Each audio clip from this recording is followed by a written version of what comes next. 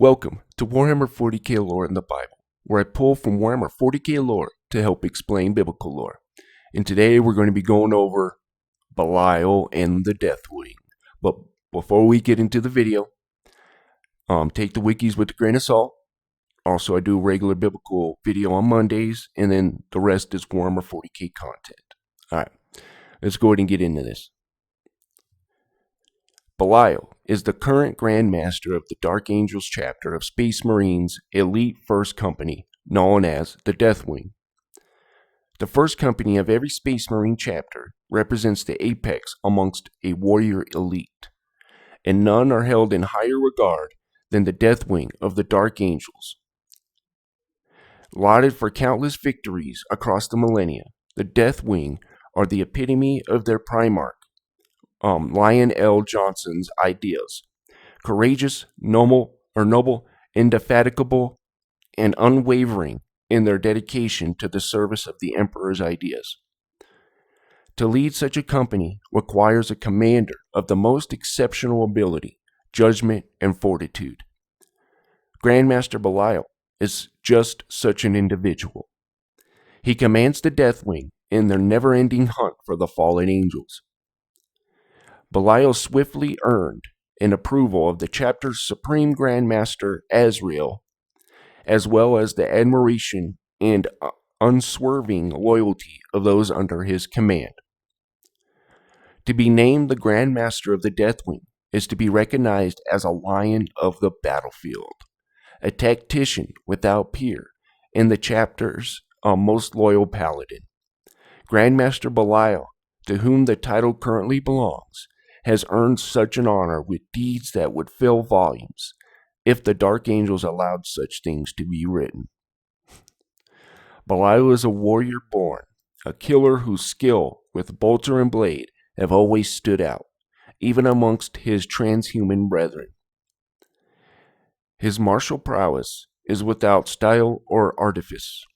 There is no flourish to Belial's swordplay, no extravagance to his movements. Went Australian there. Yet, even as a neophyte, none but the other masters of the chapter could best him in practice.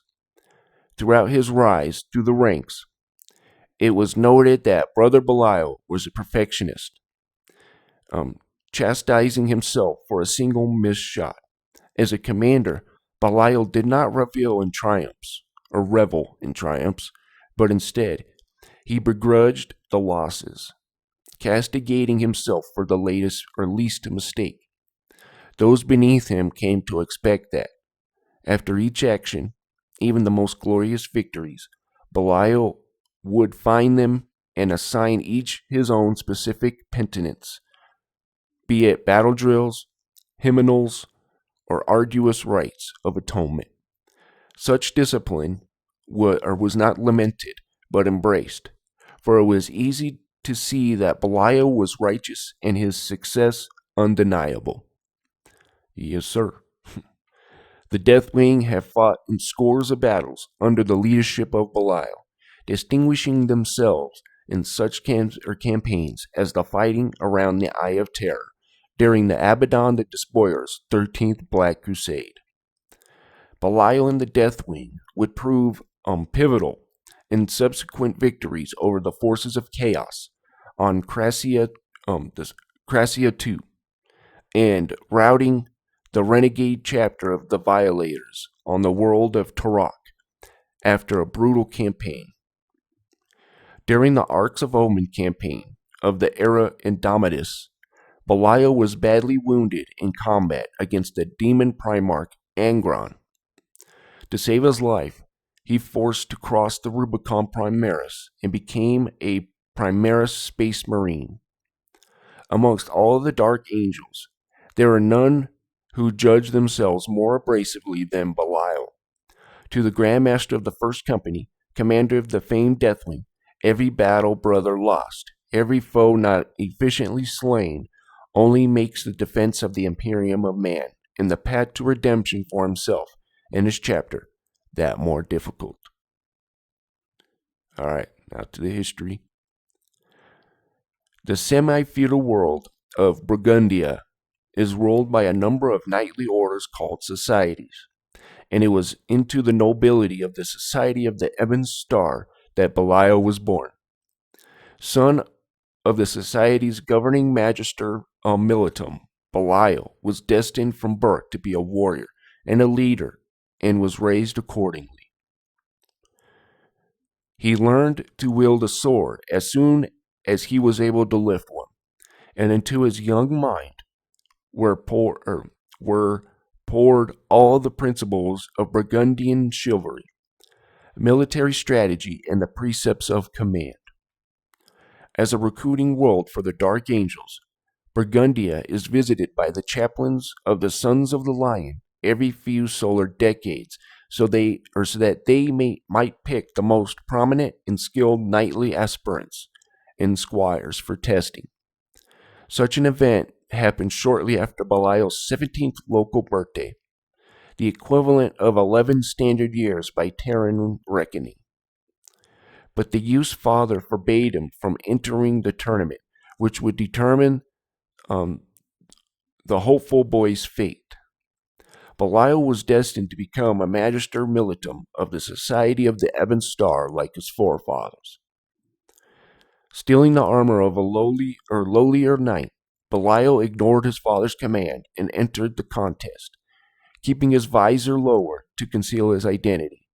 None could best him, and he was duly declared the Ebon Star's candidate to be tested as the chapter aspirant. When Chaplain Lamorak demanded that the young knight remove his helmet to be identified, Belial refused, fearing that his father would see him and withdraw his application. Lamorak insisted, and Belial again deferred, claiming that he would rather face the chaplain in combat than reveal himself. Lamorak accepted the challenge, expecting to best the upstart squire in moments, but the duel that followed lasted a full 7 solar minutes. Nice. An extraordinary effort for any non-augmented human. Eventually, Lamorak landed a blow that sent Belial crashing to the floor, and the youth was bested. Forced to remove his helmet, he revealed his true identity. As Belial feared, his father demanded that the Dark Angels choose another aspirant, but Lamorak overruled the Magister Militum, saying that Belial was surely the most capable recruit he had encountered since becoming a chaplain.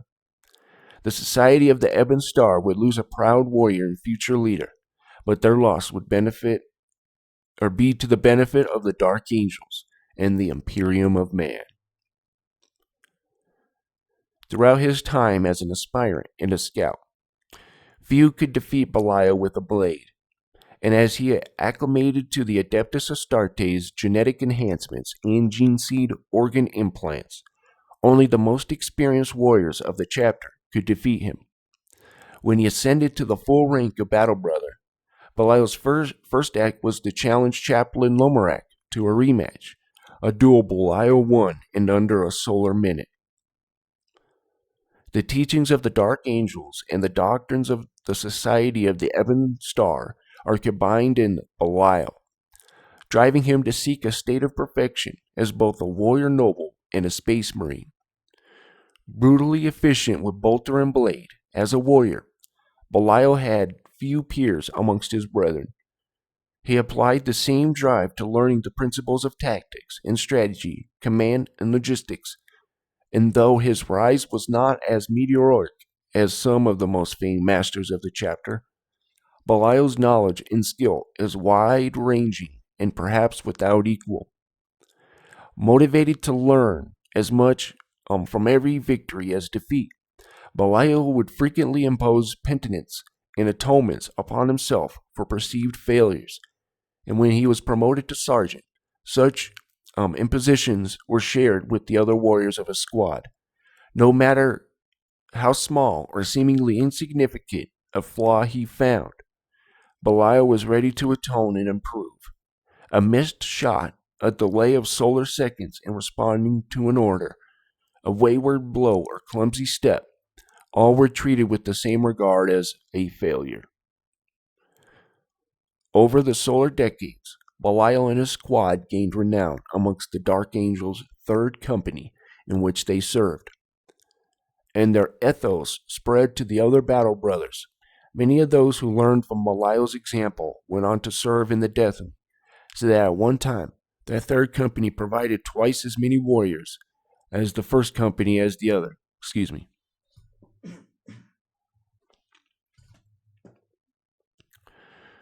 All right, Furion's Black Crusade. Belial rose to prominence as the master of the chapter while fighting during the Black Crusade of Furion, a formidable heretic Astartes chaos lord dedicated to the bloodthirsty chaos god Khorne. In the ruins of the vast temple Saturnus on the ravaged cardinal world of Durga, or Durga Principe, I don't know, I'm sorry. The Dark Angels' third company were set to halt the Black Crusade of Furion. The Furion had already laid waste to 17 star systems in the name of the Blood God. Imperial forces, including Space Marine, from several chapters, amongst them the Angels of Absolution, confronted the horde of the Chaos Champion in support of their unforgiven successor. The Dark Angels dispatched the third company. And if somebody in the comments can tell how to say that, Durga Principe, I guess is probably how you say that. Anyways, I'm sorry. Master of Nadale placed his warriors directly in the path of Furion's berserkers, planning to hold the coming attack long enough for the other Imperial forces to surround and crush the invading Chaos Army. However, such was Furion's hunger for bloodshed that he marched his army through the long, freezing Durgan night and came upon the Dark Angels before their defenses were fully prepared. As the lead elements of the Coronate host entered the Temple of Saturnus, Nadeo moved with his command squad to bolster the outer perimeter. He arrived only to find the outlying squads overrun and was himself slain soon after. Belial was the most senior sergeant of the company left alive, and it was no surprise that the rest of the company instantly looked to him for leadership. I could see why. As they had been unable to fortify the Temple of Saturnus sufficiently, the sprawling chambers, corridors, and cloisters would eliminate the Dark Angel's advantage of firepower in becoming a killing ground for the Coronate berserkers. To withdraw immediately would leave the raging pursuers free to fall upon the third company's rear. Belial and his squad formed a rear guard to allow the rest of the company to withdraw in good order and set off into the ruins to combat the incoming Chaos Horde. Using the maze of ruins to maneuver and fire, Belial and his squad ambushed several Coronate berserker squads and destroyed them without taking any losses, buying time for the retreat, and the Dark Angels were eventually forced to hold ground in edge of the ruins, and it was here that Furion himself led the next attack. Furion was carnage incarnate, tearing into the Dark Angels without pause. Belial met the Coronate champion face to face, even as the rest of his squad battled Furion's personal guard. Matching discipline against pure rage, Belial eventually managed a bloody victory by slicing through Furion's leg and placing 2 bolt rounds into his corrupt hearts as he fell. The death of Furion threw the Chaos Army into disarray. The third company were able to pour fire into the Coronate horde from their new positions, and with their leader dead, the Black Crusade splintered and was destroyed over the following solar months. Returning to the Rock, Belial was promoted to the rank of Master of the Third Company. To mark his achievement against Furion, Azrael himself presented Belial with the Sword of Silence, one of the fabled Heavenfall blades. This blade was traditionally been gifted to the most lethal close quarters combatant in the chapter. It was forged from the same meteorite as the Sword of Secrets, and by some trick of its making, the weapon seems to swallow nearby sound, absorbing it into its energized obsidian blade. It has been Belial's badge of office and honor ever since. Okay, so we're going to end it there. Or not end it, but end the Warhammer 40k portion of that. We're going to get to the Bible part. So we're going to read Judges chapter 7. This is about Gideon, basically God's first elite force, let's just say, right? Special forces, I guess you can say. So, then Jerubbaal, who is Gideon, and all the people that were with him rose up early and pitched beside the well of Harod, so that the host of the Midianites were on the north side of them, by the hill of Morah, in the valley. And the Lord said unto Gideon, the people that are with thee are too many for me to give the Midianites into their hands, lest Israel vaunt themselves against me, saying, mine own hand hath saved me. Now therefore go to proclaim to the ears of the people, saying, whosoever is fearful and afraid, let him return and depart early from Mount Gilead. So now he's getting rid of, this is a vetting process here. From Mount Gilead, and there returned the people 20 and 2,000, and there remained 10,000. And the Lord said unto Gideon, the people are yet too many, bring them down into the water, and I will try them for thee there. And it shall be that whom I say unto thee, this shall go with thee. The same shall go with thee, and of whomsoever I say unto thee, this shall not go with thee, and the same shall not go. So he brought down the people into the water. Basically, he's saying, I'm going to tell you how many people are going, and then I'm going to tell you who's not going, basically. The KJV gets kind of confusing, so I apologize. So he brought down the people into the water, and the Lord said unto Gideon, everyone that lappeth of the water with his tongue, as a dog lappeth, him shalt thou set by himself. Likewise, everyone bowed down upon his knees to drink. And the number of them that lapped, putting their hand to their mouth, so they're not kneeling down or whatever, they're just standing up and drinking it, even with their dirty hands and all that, right? Okay. And the number of them that lapped, putting their hand to their mouth, were 300 men. But all the rest of the people bowed down upon their knees to drink the water. So he's taken the rough and tough, basically. And the Lord said unto Gideon, by 300 men that lapped will I save you, and deliver the Midianites into thine hand, and let all the other people go every man unto his place. And so the people took the victuals in their hand and their trumpets, and sent all the rest of Israel every man unto his tent, and retained those 300 men, and the host of Midian was beneath them in the valley. Nice. And it came to pass that same night that the Lord said unto him, arise, get thee down into the host, for I have delivered it into thine hand. So they're about to go to battle. But anyways, so there's God's special unit forces, per se. And Gideon, the head of them, right? Like Belial is. So now we're going to get back into the Warhammer stuff. And Warhammer's elite of the elite, right? So Deathwing. The Deathwing is the elite first company of the Dark Angels Space Marine chapter. The Dark Angels company is entirely made up of veterans and broken into distinct units. Terminator squads, specialists, and Deathwing knights all are elites and all outfitted in Terminator armor, a luxury few chapters can match. This specialty formation is also found amongst those Space Marine chapters who are successors of the original First Legion, which are collectively known as the Unforgiven. Officially known as Tactical Dreadnought Armor, a Terminator armor suit is the heaviest protection a Dark Angel can wear. Short of being entombed within a true dreadnought, the Terminators are sent on the most desperate missions, boarding infested space hulks, crossing no man's land, or attacking the most horrific enemies, greater demons, Xenos, monstrosities and earth-shaking demon ninjas. That the Dark Angels can equip all their veterans this way speaks volumes of the wealth of relics hidden within the rock. My goodness.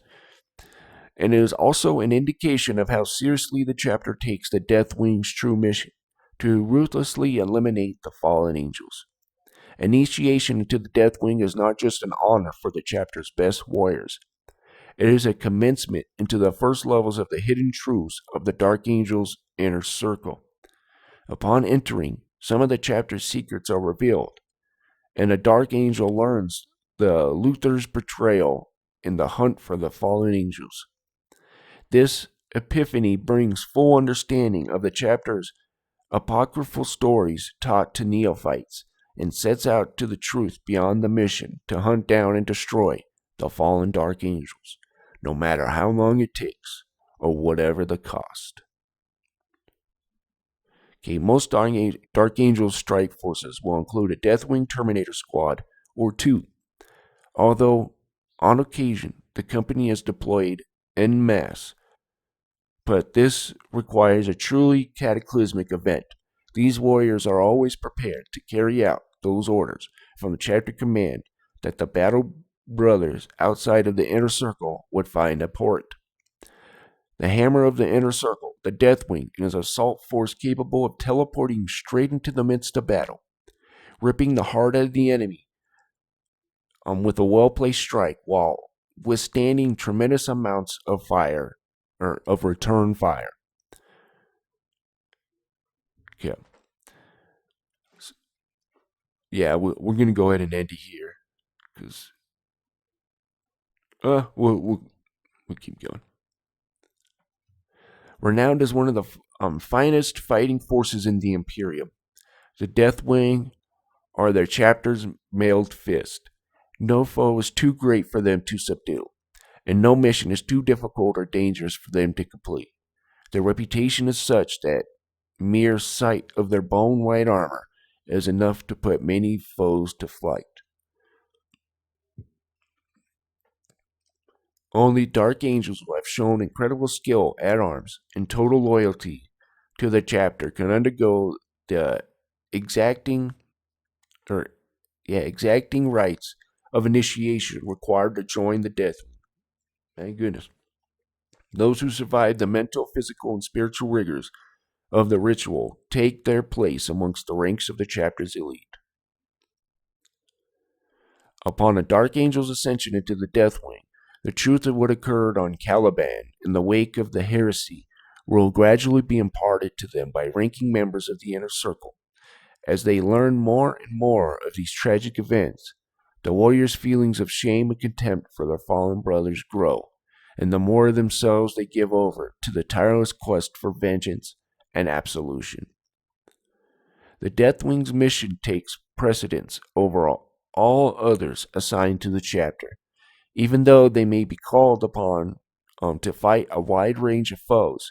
In battle, this knowledge of truth makes the Deathwing beacons of righteous fury, leading their brothers to mercilessly destroy any who would oppose them. Every warrior of the company is utterly devoted, following the commands of their superiors, without question, and willingly perform any act in the name of the hunt. Those who enter the Deathwing may suppose they have learned all there is to know of the Dark Angels, shouted past, but they have merely entered the first ring of the clandestine organization known as the Inner Circle. There remain circles within circles, and veterans of the company have learned still more of their history. These warriors are given the title of Deathwing Knights, and their noble fury in battle and dedication to the chapter is stuff of legend. All members of the Dark Angel's first company, and indeed the first company of every unforgiven chapter, knowing that the fallen are the vilest of heretics and must be persecuted above all others, no matter the cost to the Emperor's other servants. Alrighty, guys, I'm going to go ahead and end it there. Thank you guys for watching, and you guys have a wonderful day.